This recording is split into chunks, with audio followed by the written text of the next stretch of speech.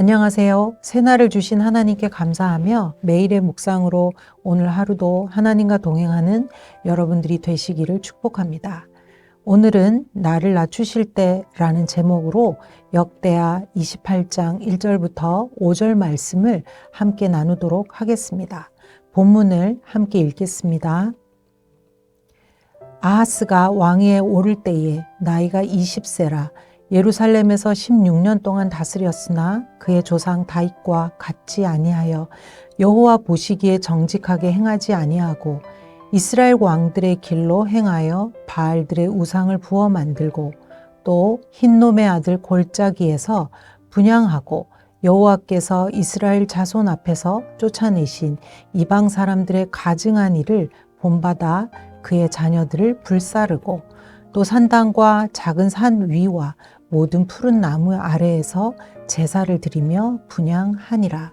그러므로 그의 하나님 여호와께서 그를 아람 왕의 손에 넘기심에 그들이 쳐서 심히 많은 무리를 사로잡아 다메섹으로 갔으며 또 이스라엘 왕의 손에 넘기심에 그가 쳐서 크게 살육하였으니.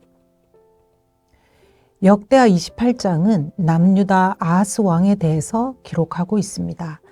오늘 말씀을 통해 나라의 큰 위기를 맞은 아하스 왕의 선택과 그의 삶을 통해 우리 자신을 비춰보며 묵상하는 시간 되시기를 바랍니다. 아버지와 다른 길을 선택한 아하스 왕. 아하스는 아버지 요담의 뒤를 이어 12대 왕이 되었습니다. 요담 왕은 여호와 앞에 바른 길을 걸어 점점 나라가 강성하여졌습니다. 나라의 경계를 튼튼히 하고 아람에게 조공을 받을 정도로 강한 나라를 만들었습니다. 이것은 하나님의 말씀에 순종한 결과였습니다. 요담 왕은 아버지 우시아와는 달리 강성하게 된 후에도 교만하지 않고 한결같은 마음으로 하나님을 찾는 아름다운 모습을 보여주었습니다. 이제 그의 아들 아하스의 시대가 되었습니다. 아하스는 20세에 왕이 되어 16년간 통치하였는데 여러 번의 국가의 위기가 닥쳤습니다. 다윗과 같이 하나님 보시기에 정직히 행했던 아버지 요담과는 달리 아하스는 위기의 순간에 아버지와는 정반대되는 길로 걸어갔습니다. 그의 곁에는 위대한 이사야 선지자가 있었습니다. 여호와는 구원이시다라는 이사야의 이름처럼 이사야는 나라의 위기 순간에 외세의 힘을 빌리거나 의지하지 말고 온 땅의 주인이신 하나님만을 의지할 것을 여러 번 강하게 조언했습니다. 하지만 1절에서 4절은 아하스의 죄악이 얼마나 잔악했는지 나열되고 있습니다. 그는 바알 우상을 만들고 예루살렘 남서쪽에 위치한 지옥의 골짜기라고도 불린 흰놈의 아들 골짜기에서 자녀를 불사르는 인신공양 제사를 했습니다. 남유다 각곳이 산당의 제사로 향 냄새가 진동했다고 합니다. 여기서 눈여겨볼 단어는 6절에 있는 그들입니다.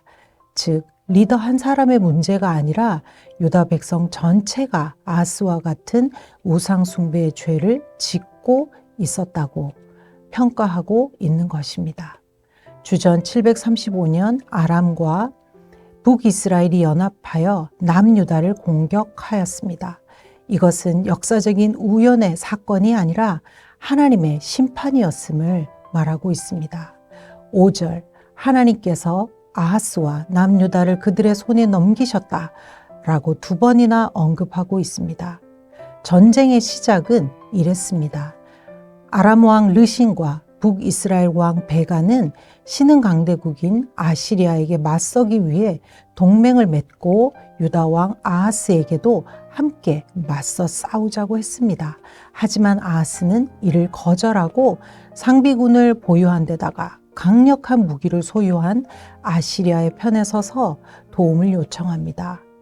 이에 분노한 아람, 이스라엘 동맹이 아하스를 응징하기 위해 남유다를 공격했고 그 결과 용사 12만 명이 죽고 많은 백성들이 포로가 되어 다메섹으로 끌려갔다고 기록하고 있습니다. 또 북이스라엘로도 20만 명이나 끌려갔습니다. 5절은 이 상황을 큰 포로, 큰 패배라고 기록하며 그 손실이 얼마나 컸는지를 보여주고 있습니다. 역대하 저자는 이 비극의 원인은 침략자들이 강해서가 아니라 그들이 하나님을 버린 죄 때문이라고 밝히고 있습니다. 은혜로도 징벌로도 깨닫지 못하는 아하스 왕. 이런 처참하고 비극적인 상황에서 아주 특별한 인물이 등장합니다.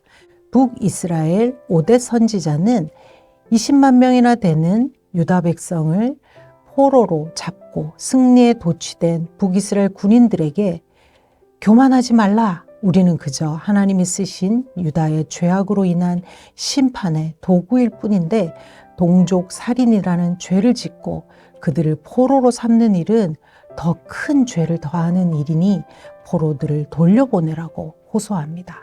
이 메시지에 북이스라엘 군인들은 어찌된 일인지 감동되어 유다 포로들을 풀어주고 선대하며 집으로 돌아갈 수 있도록 호의를 베풀었습니다. 불가능을 가능케 하는 변화와 기적은 언제나 하나님 말씀을 경청하고 순종할 때 일어나는 일임을 다시 한번 깨닫게 되는 본문입니다. 참으로 놀라운 은혜의 사건이었습니다. 이렇게 하나님이 개입하셔서 20만 명이 무사 귀환했음에도 아하스 왕은 여전히 아시리아만을 의지하는 아시리아 바라기였습니다. 폭주하는 죄악 열차의 끝. 16절부터는 다시 아하스 왕으로 이야기가 이어집니다. 아하스는 결국 아람과 북이스라엘을 무너뜨리는 아시리아를 보며 스스로 자신의 판단, 지혜가 옳았다고 생각했을 겁니다. 아하스의 선택은 아시리아를 주변국으로부터 끌어들였고 결국 북이스라엘 멸망이라는 안타까운 결과로 이어지게 되었습니다. 아시리아를 향한 아하스의 짝사랑은 도무지 멈출 줄을 모릅니다. 이번에는 에돔족, 블레셋족이 유다를 지속적으로 공격하고 점령하려고 하자 아하스는 다시 아시리아 왕에게 도움을 요청합니다.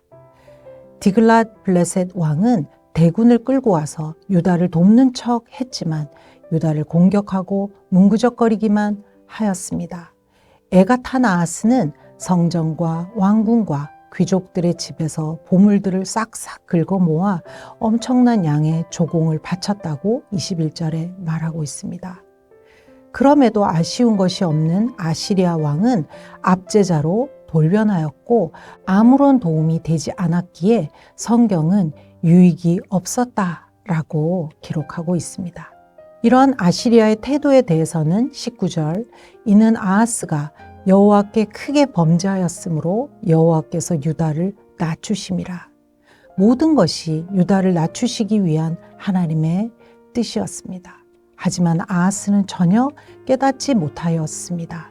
잠언 5장 22절, 악인은 자신의 악한 행실로 인해 함정에 빠지고 그 죄는 자신을 붙들어매는 밧줄이 되고 만다라는 말씀처럼 아하스 왕은 공고할 때에 더욱 여호와께 범죄하였습니다. 아하스는 자신을 무릎 꿇린 신들에게 제물을 바치고 마땅히 예배해야 할 하나님의 성전의 기구들은 부셔버리고 성전도 걸어 잠고 예배를 멈추는 악을 저질렀습니다. 이제 예루살렘 성읍의 거리 도처에는 새로이 수입한 다메섹의 우상 제단들이 버젓이 세워져서 백성들을 더욱더 큰 우상 숭배의 늪에 빠지게 만들었습니다.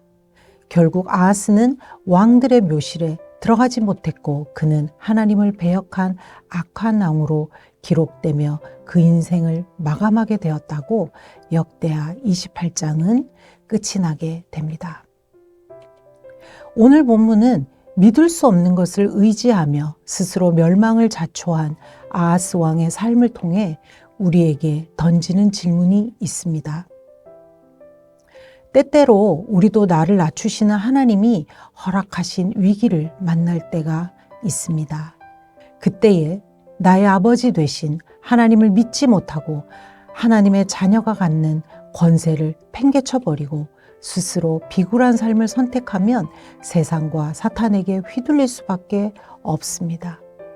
오늘 말씀을 기억하시면서 성급하게 눈을 사람과 세상으로 돌리기 전에 먼저 잠잠히 하나님 앞에 스스로를 낮추며 하나님의 음성에 귀 기울이시기를 소망합니다. 기도드리겠습니다. 하나님 아버지, 누구나 거친 파도와 같은 위기의 순간이 찾아옵니다. 그럴 때에 나의 믿음, 나의 소망이 어디 있는지 그 해답을 영원한 하나님의 말씀 앞에서 찾게 하여 주시옵소서. 내가 알 수 없는 미래를 이미 아시고 계획하신 하나님을 신뢰하고 의지하며 한 발 한 발 담대히 믿음의 선택을 하며 능력 있는 하나님 자녀의 삶을 살게 하여 주시옵소서.